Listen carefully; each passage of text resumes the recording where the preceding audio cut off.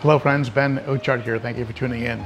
You know, full fish room updates, or what I call a lap of the fish room, often those can be very exciting and very fun, and sometimes they can be a little down, a little upsetting, and I think today we have a little bit of both. And you know me, I like to get into full disclosure, so I'm going to go ahead and share with you what's been going on in the fish room, the good and the bad. Let's go ahead and get right into it.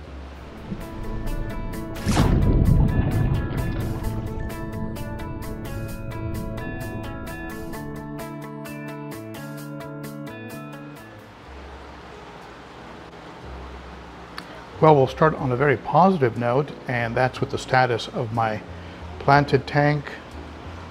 The electric blue acaras are thriving and being very much a part of the community, and the fish and plants are doing better. I actually cut back the light a little more, and the black algae has all but disappeared. Of course, I replaced those phosphate pads, and I did a water change. That sort of thing I think helped. But if you look, a lot of that little hair algae that was showing up is pretty much gone. Little remnants of it maybe on the upper fringe of that front anubias right there, but otherwise it's looking good. Swords, the crypts,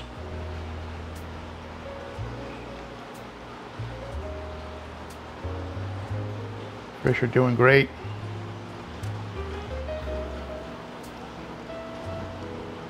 Love these little autocinclus. They're teeny little, like microfish really in this aquarium, but very cute. Love when they sit on on one of the leaves, on one of the swords. Very cute fish.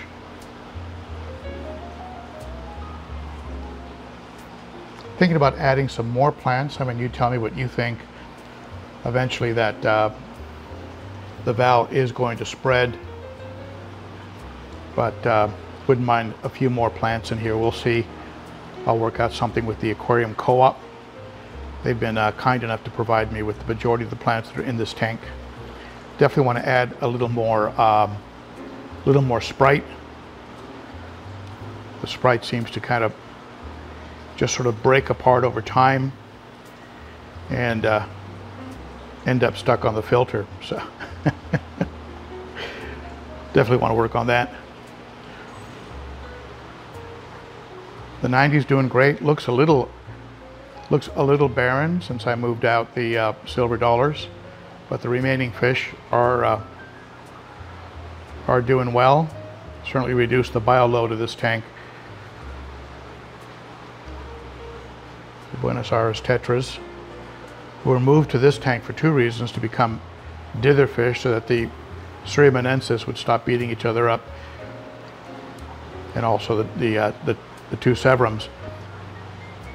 And also they were moved to this tank because they were plant destroyers.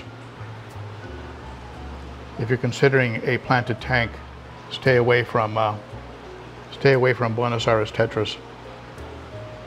Here's the red shoulder. Don't see him too often. Going around the corner, if you saw my video on Petco, I picked up some of these little bumblebee platies.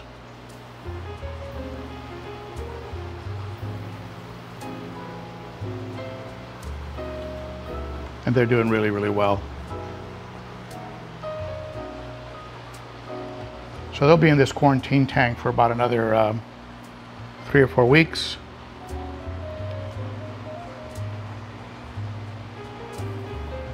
And assuming they continue to eat well and be active and pretty much look like the way they look now, I'll go ahead and bring them over to the live bearer tank. Live bearer tank right here. We've got a few more little baby guppies that are making it, that are hiding up there in the Sprite.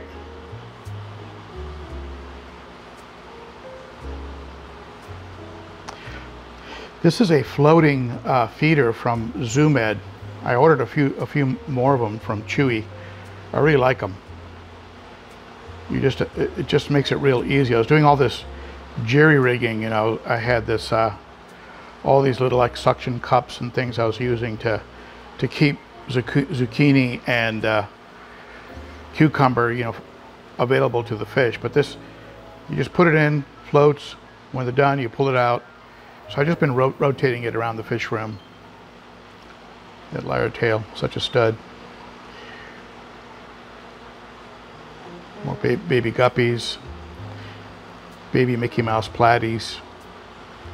So here's the betta tank, and a little bit of bad news here in that I lost my red betta.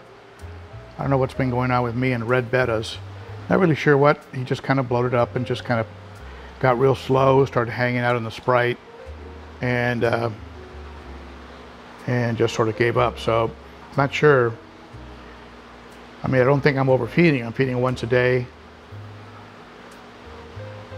But this one is thriving, so, and again, that's what makes it a little bit confusing. Why is this one doing so well? And yet the other one, you know, didn't.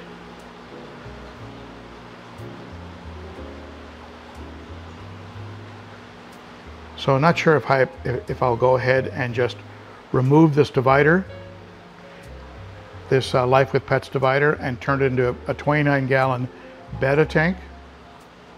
Or maybe I'll just move the betta over to the community planted tank and have them be part of that group and repurpose this tank for something else, like quarantine or hospital tank. So what do you think I should do? You think I should open this up for the one betta, or move the betta to the community tank? Tell me what you think in the comments. And let's go over to the 300. I've had some die-off here in the 300-gallon, but not from anything that wasn't already expected. Well, I take it back. The Oculatus was a little bit of a surprise, but I think he was taken out by one of the fish, either the boss, which is the trout, who can get really aggressive when he goes into breeding dress, or quite possibly the Buccochromis rhodesii yellow, which can be very, very aggressive, over here in the corner. So that was a little bit of a surprise, but I had an eye biter who developed a growth on that little black beard that he had, and at the bottom of his chin, it developed a growth, and that growth just kept getting bigger. And I was a little concerned, but I was hoping with a lot of clean water and stuff it would get better, but it didn't. It just kept growing, and he finally passed away. And I'm thinking that maybe what was going on outside on his lip might have also been going on inside. And so one of the things about buying large male cichlids is you really don't know how many years it took to get them up to that size. And so sometimes you can get a fish that's already pretty old when you get them and you don't know it. So it might have been just part of just aging and developing the kind of things that older fish develop. But I'm not really sure, and without an autopsy, I would just be guessing.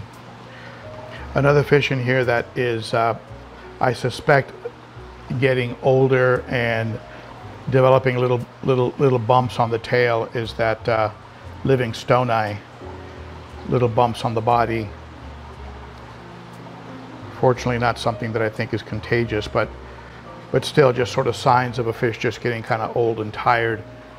And I suspect that he'll probably not be around for too much longer,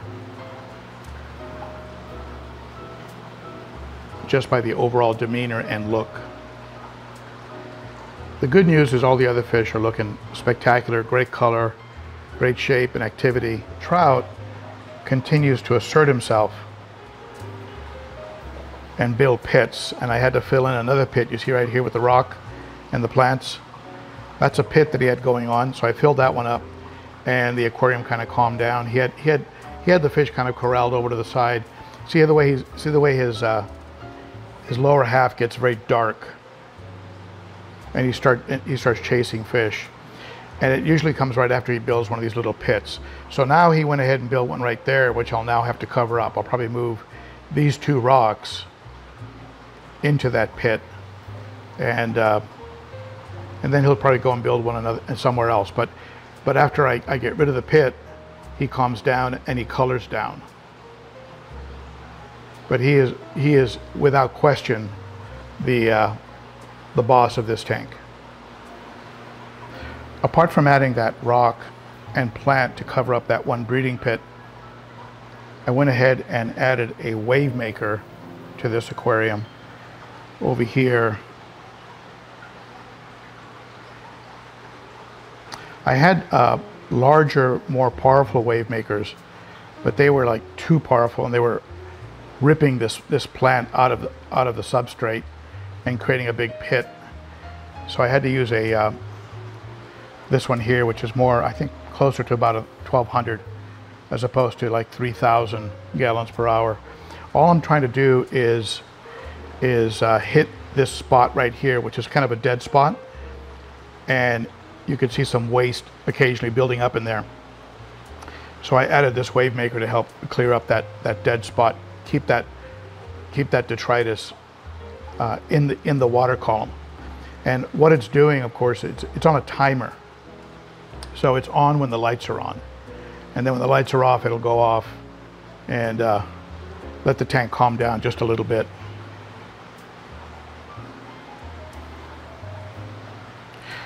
I do need to get some additional fish in this tank. I am working with James Largo on getting some more fish sent over. But if that doesn't work out, I've got a plan B in mind. More on that later. We've had some very interesting shifts. You know, when I first brought over this red terror, he was very, very shy and very subdominant. And he was definitely getting harassed by the Oscar, the large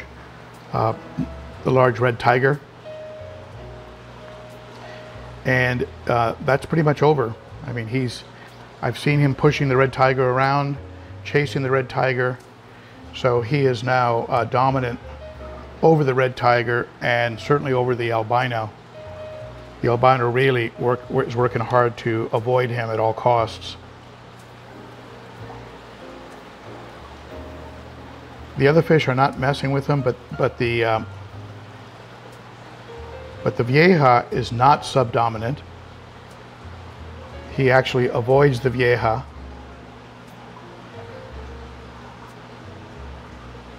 Just on sheer size.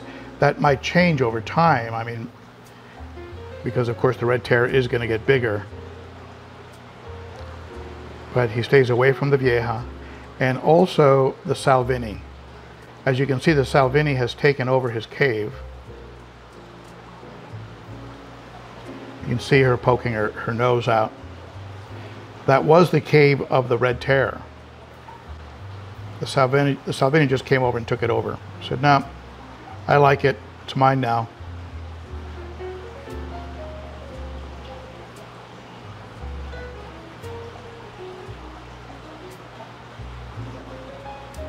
I'm certainly keeping a close eye on things, and if it gets a little bit too violent, if I start to see too much damage or a relentless pursuit of one fish, I'll go ahead and start pulling fish out, and or return the red terror to the 55 gallon. Maybe try and breed them.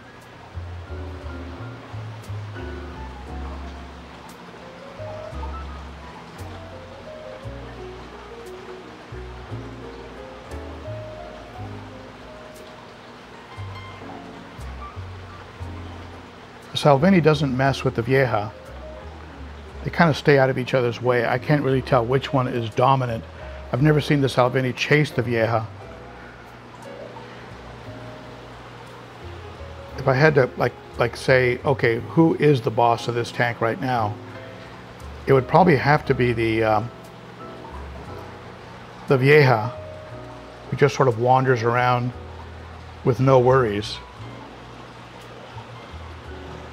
Nobody messes with him. And probably next in line would be the Salvini, who doesn't mess with the Vieja, but when she comes out of that cave, she pretty much goes after whoever she wants, except the Vieja. And probably third, I'd have to put at this point, is the Red Terror.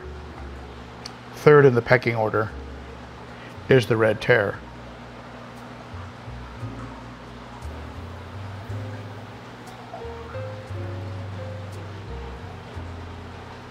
You can see right there, the Red Terror wants nothing to do with the Vieja.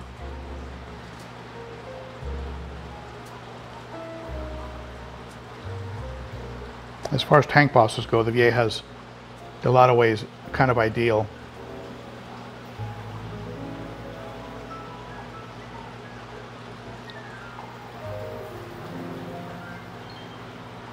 But if I see any damage, I still have the 55 open and available. So this tank is still set up, and I could just throw the Red Terror in here if I didn't like what I was seeing overall in that aquarium. Another change that I did was I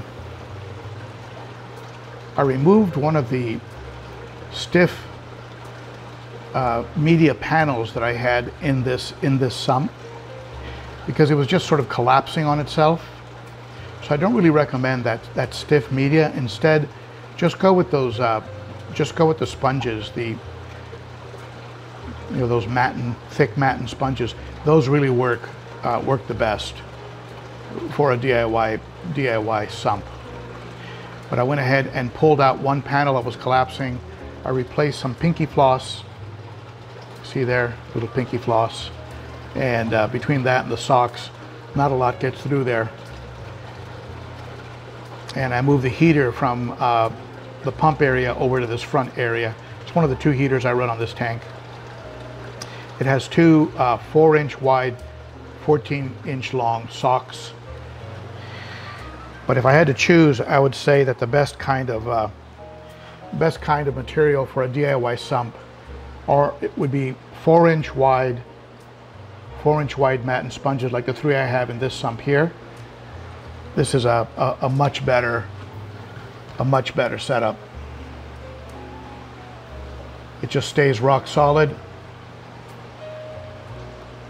And I use only one sock, one 7-inch wide sock for both of the drain pipes. So if you're thinking about a DIY sump, go with the 4-inch wide matten sponges, custom cut to fit your aquarium.